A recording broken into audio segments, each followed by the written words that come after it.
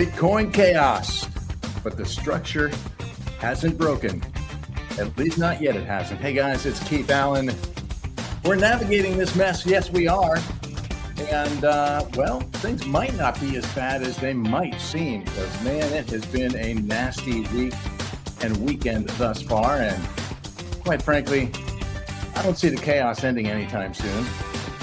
Not with the Manipulator-in-Chief in the office, but, you know, we'll touch on that. But we've got much more to get into. And before we even get into it, well, first, let me just welcome you to BitBreak. My name's Keith Allen. I am a full-time trader. I'm a work-from-home dad, and I'm co-founder of Material Indicators. Glad to have you with me. If you're new to the stream, welcome, welcome, welcome. If you are an OG member, I greatly appreciate you. I appreciate each and every one of you. If you do me a favor before we start, smash those buttons. Help me grow this. I'm working really hard to grow this channel.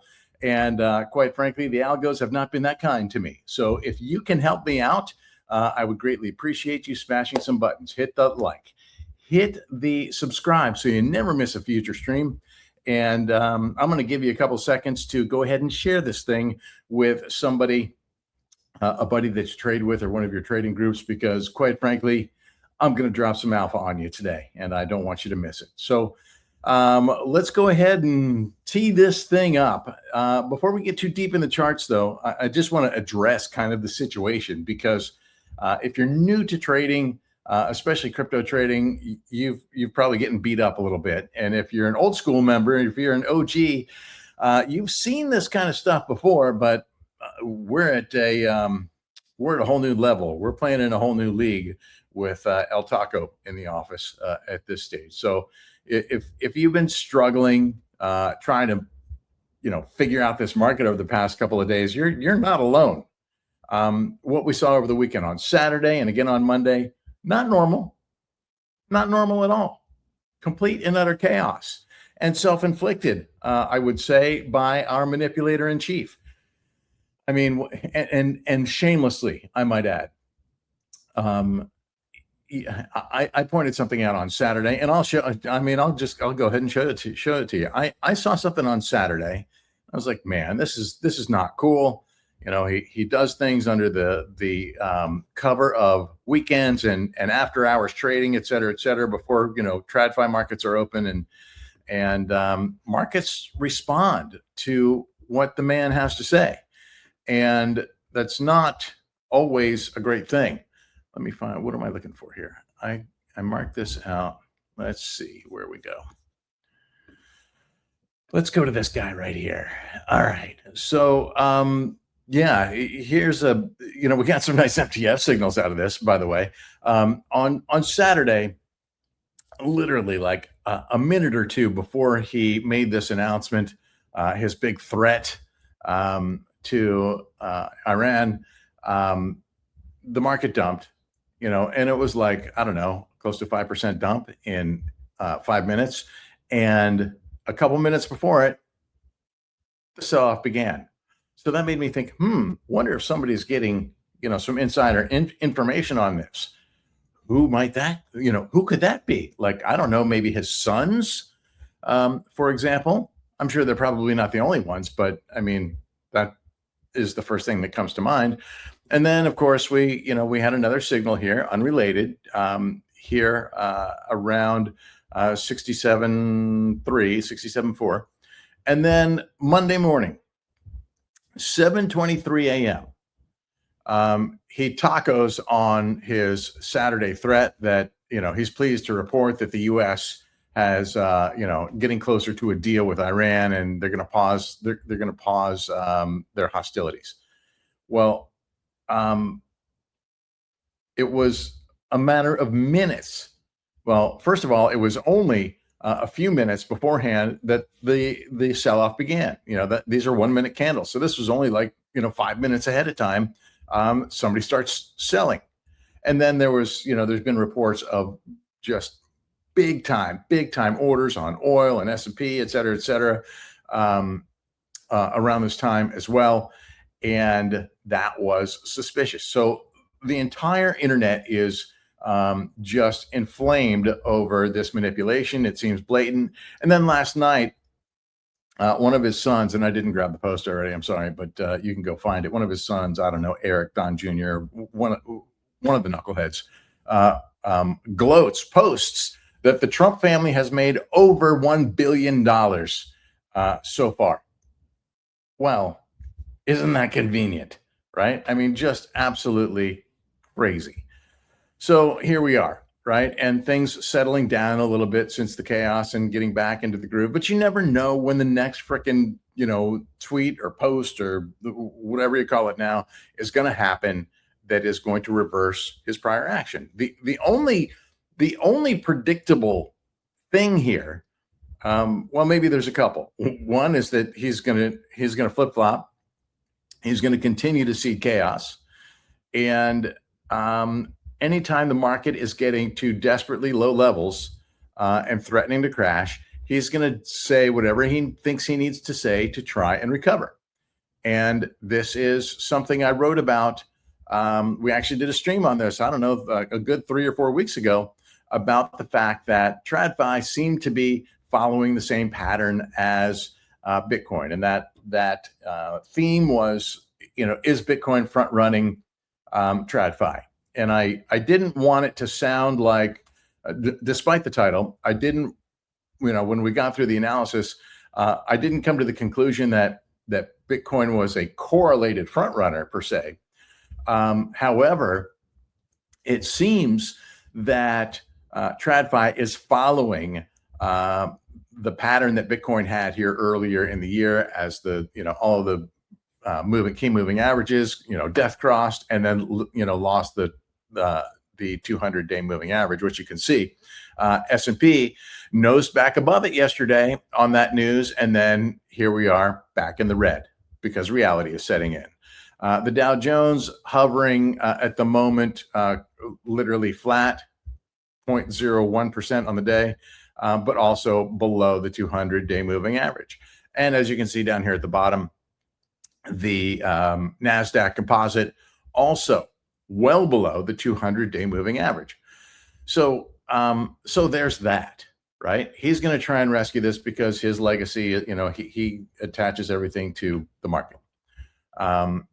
So there's that. So how do we deal? How do we deal? Great question. Glad I asked it. The deal is, despite all of the chaos, despite the social media posts and the tacoing, believe it or not, even with this crazy volatility to the downside and then volatility back to the upside, and what was weird here, what didn't make sense was right after this came out, I mean, within 30 minutes or so, maybe even less, Iran disputed the fact that, this statement. They said they haven't been in negotiations with El Taco. And that's my name, by the way. They don't call him El Taco. That's my name. That's the nickname I've given him. So I thought that price would then go down, and it did briefly, right? And then the recovery. And the recovery came sometime after Secretary of State Marco Rubio posted this same piece of content, copy pasted, or not copy pasted, but retweeted or reshared what Trump had said. And so that maybe gave it a degree of validity that maybe some people weren't. I know I certainly wasn't giving it from the beginning. So you don't know who to trust, do you? And what freaking dark times are these, where you really don't know if you should trust the president of the United States or Iran. I mean, we now have it's just insane. It's insanity to even consider that, right? So we are where we are. But the good news is, and there is good news. The good news is, despite all of this volatility, despite the rhetoric, despite the headlines, despite the things that we can't, that just keep us scratching our head and going, what the actual fuck? Despite all of that, the structure is actually still intact. And by the structure, I'm referring to this bear flag It's really a structure within the structure, if you will. Let's simplify here. And we can even take these out of the mix here at the moment, right? We get the point on the social media posts. So we have the structure that I'm referring to here is this bear flag, which is still very much in play. Okay, we've run the range a couple of times here, and this could continue. I quite frankly expect it to continue here, potentially here through the end of the, certainly through the week, if not through the end of the month. And I'll show you why here in a second. Well, why don't I just show you now? We're on a 4-hour chart here. Let's go to the daily, and we can see that as you can, here's support down here on the bottom side, local resistance, and we had, what stopped us up here? We stopped around this 71.3 range, 71.3, 71.5-ish. What stopped us? Well, I'm glad you asked that question too. Timescapes, right? This is actually serving as a pretty consistent resistance level. You can see it was tested here, here, here, here. 1, 2, 3, 4, 5, 6, 7. Sorry, 6, 7. My kid's gonna hate that. 8, 9, 10. Excuse me. I lost count. 1, 2, 3, 4, 5, 6, 7. These all resolved lower, right? 8, 9, 10, 11, 12, 13, 14, 15, 16, 17, 18, 20 plus times. Okay. So this is, yes, there's times we get these fake outs, right? But look where the fake outs are ending. They're ending right at the top of the structure.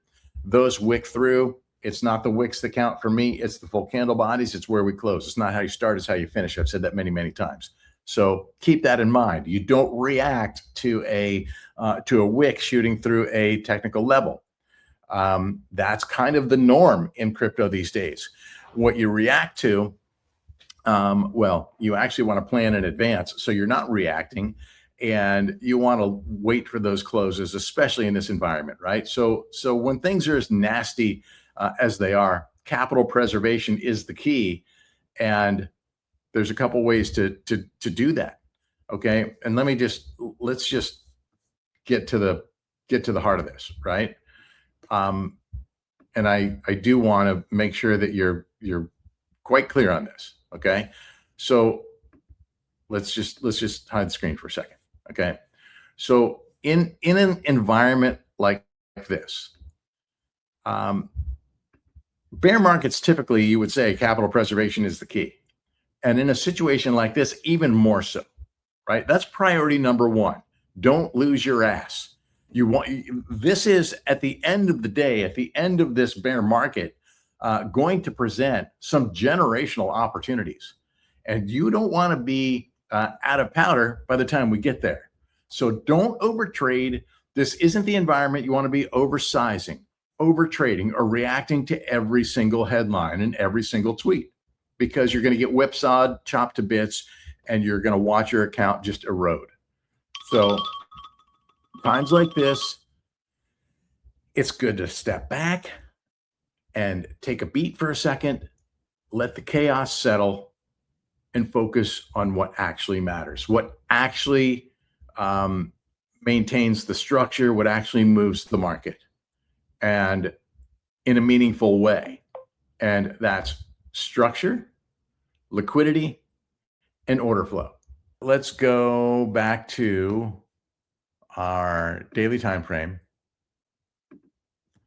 And the yellow structure here is the bear flag I've been referring to, right? This is the structure within the structure. Got a lot going on here. Let me clean it up for you. The structure within the structure. Here's the bear flag, and the white lines are the macro structure. As you can see, we are talking about a lot of history here on this macro structure. The trend line dates back to 2019 on the lower side. And we've come close to it here, right? This is pretty interesting. I mean, this is compelling in terms of of bullishness in terms of getting near the macro support level. We didn't quite get there, and maybe we won't, but maybe we will, right? So we have the structure within the structure, and this structure within the structure is helping us gauge what's likely to come next. As I mentioned here, we have timescape levels from the second quarter of 2024 acting as the current resistance level, local resistance, if you will. It's been tested dozens of times, over 20 times, as you can see. Boom, boom, boom, boom, boom. Test, test, test, test, test. And it's not the wicks, guys. It's the candle bodies, right? You want closes. Wait, don't react to just wicks shooting through technical levels, because those will often lead you to fake outs. So you really want to wait for those closes. And so in terms of invalidating this structure or validating this structure, if we validate to invalidate this bear flag, we would need to see a breakout above the structure, which currently on the current time frame daily is sitting at what, 76,690 ish. Okay, so 76,600, we'll call it. And if that happens, we have a lot of confluence in various time frames. On the daily time frame, you can see the 100-day moving average is very close to this timescape level. This is also a April 7th, 2025 timescape at 78.3. And if we look on the weekly time frame, we can see even more confluences with the structure up here.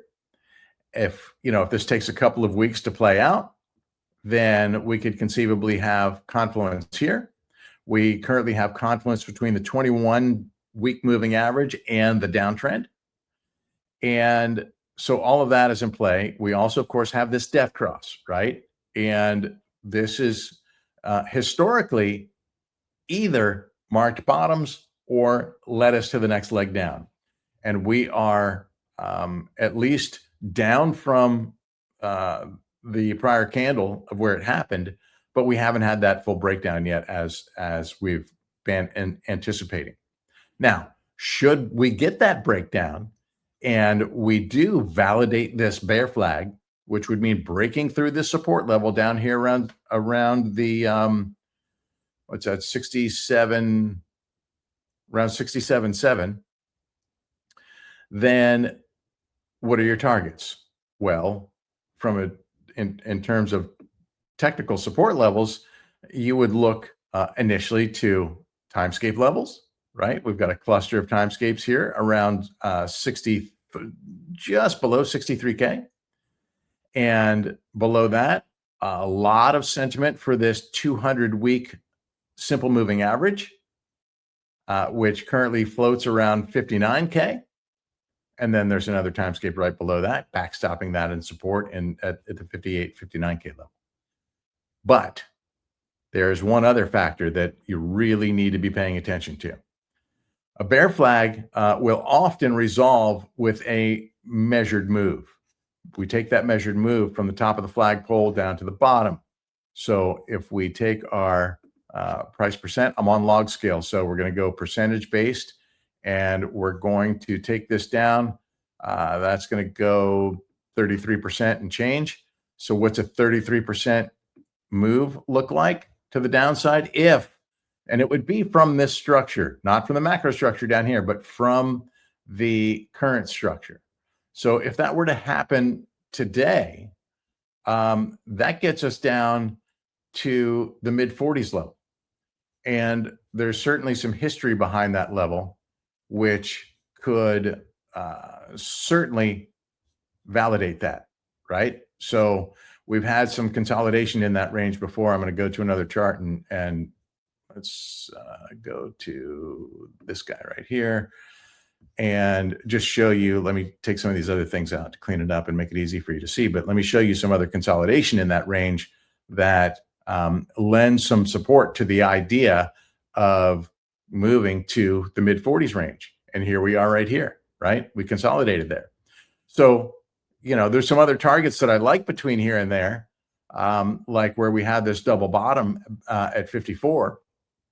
However, the measured move, I can't deny that. So this remains a target for me. It could, doesn't mean we have to go there, but it remains a valid target.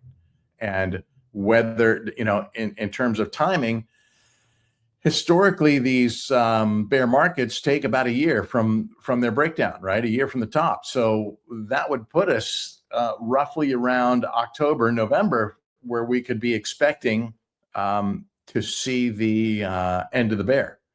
And so if we were to hit these levels, let's say we moved it down to the structure here, and we got there this month or next month. Because of the timing, I would anticipate that there would be more downside. Now, if we just chop through this range, and we're going to be forced out of this structure by mid-June, right? One way or another, we're forced out of the macro structure, either a breakout or a breakdown by mid-June. And if that happens, that's kind of buying us some time in this range. And it also may be buying us some potential drawdown. Now, if we get here quickly, if we got here in the near term, then I'd say, hey, we're going down. If it took us until Q3 to get down here, then I would say, hey, maybe we're going to hang. Maybe this is going to hold. And so that's why I have kind of a timestamp, kind of a time-related element in how low we go. So, for example, if we got to 54, same thing. If we squeeze down to 54 and we are in Q2, then I'm going to say there's a good chance that we go lower. And if it takes us until Q3 to get here, then I like that as a potential bottom. So those are my downside targets on this. Let's go back to the prior chart here on trend precognition, and this is my trend precognition chart. I'm going to show you why I think that we're range bound for the time being. And let's eliminate this, and let's clean up the timescapes and just switch on trend precognition now. And trend precognition is indicating that we are not likely to break out of this structure this week. This is a weekly signal, so it's valid for this time frame. So this indicates that this isn't likely going to be the week that we break down. But if we zoom out to a higher time frame, it also says this isn't likely going to be the month that we break down, right? So it's not likely to be the week. And these signals could be invalidated. And God knows, when you got the manipulator-in-chief in charge, that's possible. But at the moment, it is telling us, or indicating, I should say, that there is a low probability that Bitcoin is going to break out above this bear flag structure here this week. And it is also indicating that there is a low probability that we're going to break down below the macro structure, below 60K this month. So that has us range bound for the time being. And, we can watch this on the dailies, certainly, and get some insights in a lower time frame. But man, when things are as nasty as they are, I encourage you to zoom out and look at those higher time frames, because they can be a little bit easier to trade. So, and it gives us some perspective here, right? So we're kind of at the moment working our way between support here down at the lower end of the trend, meaning the bear flag, and that lower range is around those mid 67K levels. And the upper end locally, as I mentioned, is at that Q2 timescape level right here around 71.3. So that's the short-term deal here in terms of structure. So the fact that the structure is still intact despite all the chaos is really important. It actually speaks to the strength of Bitcoin right now, the fundamental strength of Bitcoin right now. Of course, it got some help, got a nice 4.5% tailwind from El Taco here this week, but this is all subjective, right? This is all noise. It's all noise, noise, noise, noise, noise. So if we just tune out that noise, we tune out those headlines, and we just focus on the structure, we can get an idea of where price is going to go. And right now, it's telling us we're range bound for the time being, likely through the end of the month. Now, what else can we work with? What I tell you, those three important things were structure, liquidity, and order flow. So order flow and liquidity are really two important elements of this. And the liquidity specifically can show us why Bitcoin has remained in this range. And for that, we're going to go over to fire charts. And you can see that we have, actually starting to get some liquidity in the order book here. Let's go into a lower time frame. And you can see that we have had support down to 60K. And we have support up into the 80K. I mean resistance up into the 80K range, where you have ask liquidity laddered up here. So we're kind of hollowed out in this range right now between the 73s and the 67s at the moment. This is kind of that 67. That's the bottom of the bear flag structure. So liquidity is holding us up, and you can see that some of these ladders, I think I could see it better here. You can see that some of these bid ladders have actually floated up from lower levels. It looks like we have a ladder here that came up from looks like from that 54K level, and worked its way up into the 65 to 67 range. So that helps keep price elevated. This is likely institutional demand, and we've seen a lot of institutional activity in the market here these past few weeks. There's a lot of accumulation, and the reason why, and we're going to look at ETFs too to see what they've been doing here. Yesterday, obviously, was opportunistic for a lot of people, but you can see we had the Friday dump, we had Friday, Thursday, Wednesday, 3 days of dumps, followed by another, positive day yesterday. The fact that yesterday resolved positive was kind of surprising to me, but there have been a series of inflows here back to the middle of the month that have shown some institutional interest here. And the reason that we have that institutional interest, in my opinion, is because we are trading in a level that has a lot of historic importance, and that is the 2021 top, right?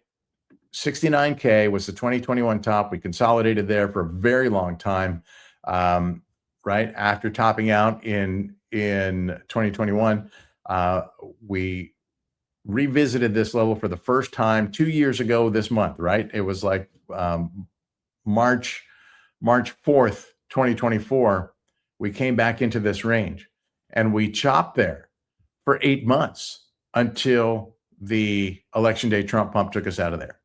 So we've built a lot of structural integrity in this level here, which is why I think that anything below this level has been a buy for those institutional guys, right? They like it. And if you're a long-term position holder and you're looking to get dollar cost average, that's a valid level to do so. But it may or may not end up being the bottom. So this is just one of the ways that institutional investors and fund managers like to accumulate. They dollar cost average. I'm a big fan of dollar cost averaging. I do it as well with every position. And so it's because it's very difficult to pick those absolute tops and bottoms. So there's that. Now, if this breaks down, it will be interesting to see if these guys bail out and look for that new entry down here at any of these other levels, like I've marked here.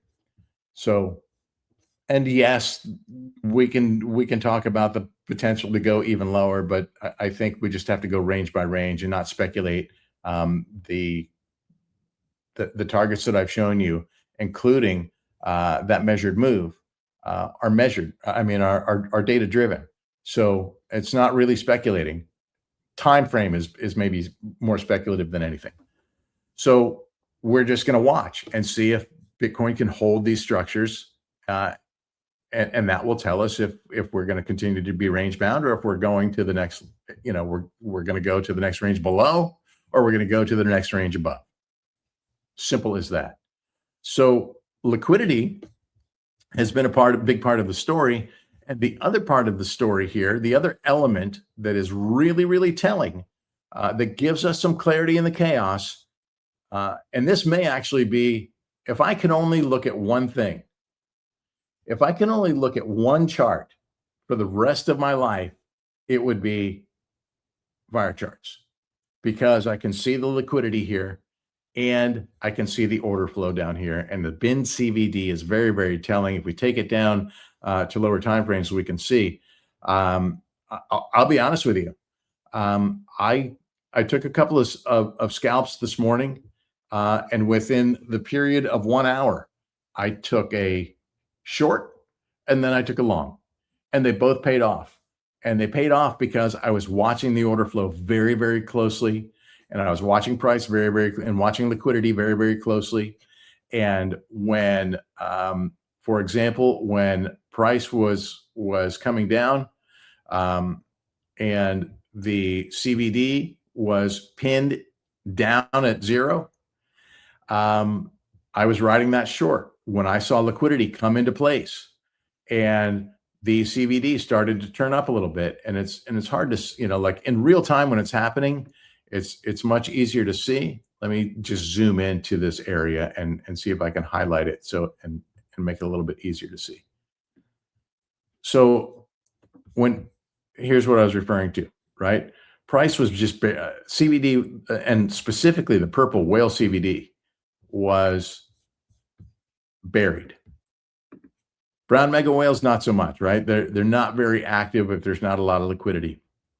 And so those purple whales were buried, and I just continued to short this.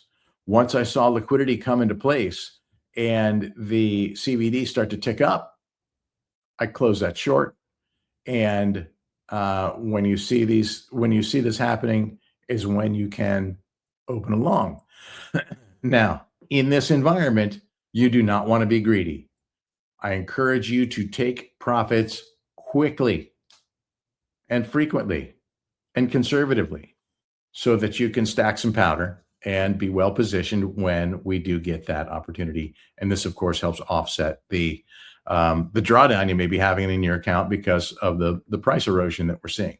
Now, if you get an entry that is at the top or the bottom of the range, long or short respectively, or I should say short or long respectively, then those are positions that you can hold longer, right? So if you, right? So the other day, shorted from down low, long from down low. And then when we ran into resistance up here at this timescape level, was a good time to close that position.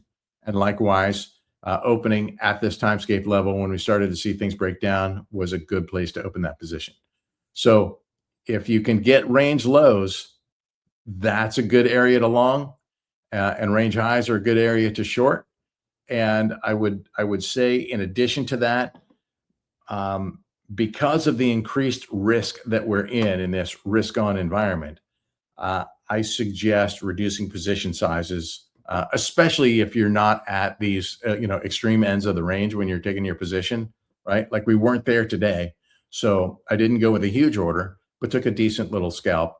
Again, in both directions. First the short, then the long, and And then I walked away, called it a day because it started getting hard to read. And I did not want to lose what I just earned.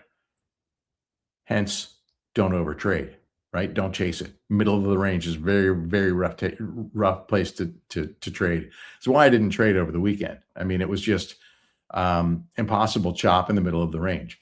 So that's kind of what I'm looking at in a very large nutshell.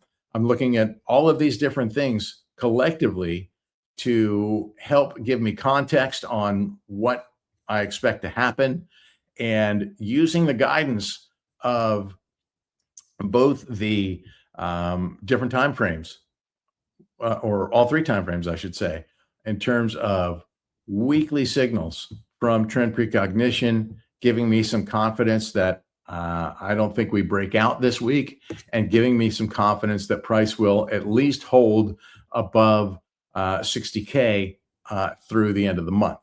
Again, those could be invalidated, but at the moment, these signals give me some conviction. And something more to look forward to is at the end of the month, we will potentially get a new signal on both the monthly and the 3-month chart. So we'll be looking for that. And we will get 2 new timescape levels. There's a really interesting dynamic to talk about with these new timescape levels, and I think I will save that for another video because I could do a whole show on that. So as we get closer to the quarterly open, I'll give you some insight on how we can play those timescape levels. And the cool thing is they print the instant the candle opens, and they do not repaint. So we will have that. We will have those levels in, and they will be there across all time frames at the quarterly open. So we've got that to look forward to as well. That can give us some additional insight and clarity through all of this freaking chaos. Hope that helps you out. If it does, do me a favor, drop a comment. I really love the feedback you guys have been sharing with me. It really makes me feel good.